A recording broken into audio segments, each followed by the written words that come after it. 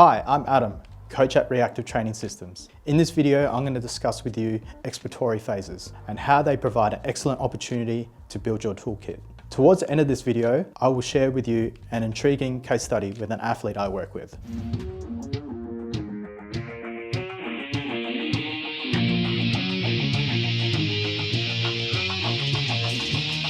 First, let's define exploratory phases. These are phases between competition preps, where you experiment different strategies with the athlete that the athlete hasn't done before. It's about gathering data and seeing what works. So you might be wondering, why not stick with what works? Well, athletes get sick, they get injuries, their schedules change, they start getting diminishing returns on rinse and repeating the same training methods. What are you going to do when the athlete is close to a competition? How are you going to adapt quickly?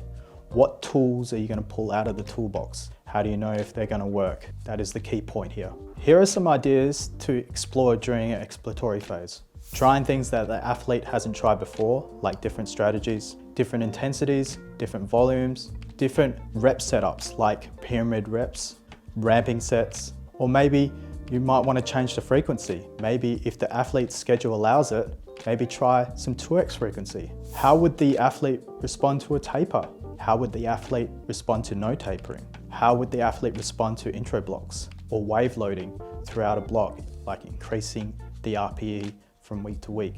The possibilities are vast. Now to the case study. Let me introduce you to Rachele Griffin. She's an Australian powerlifter who has been competing for 8 years. She has competed in the under 69 weight class and has recently moved up to the under 76 weight class. In 2022, when Rachele was preparing for Commonwealth Championships in Auckland, she suffered a back injury. This was only 2.5 weeks out and she was unable to deadlift without severe pain. This situation forced us to pivot and adapt quickly.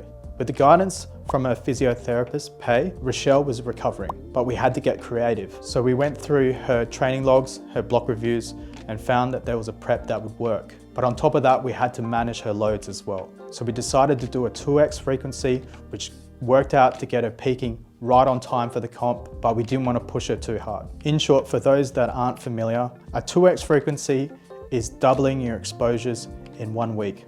So essentially compressing 2 training weeks into 1. Despite the initial concerns, we lowered the training stress, we adjusted the accessory movements so they were low risk on her back, and we wave loaded the RPE through the training block and capped the load so we could manage her back while having additional physiotherapy. The plan paid off. Rachele managed to PR her squat, matched her bench PR, and narrowly missed medalling for the deadlift and a total PR. Running a 2x frequency was a risk, but in context of an international meet and high stakes, we had to do our best to salvage the situation.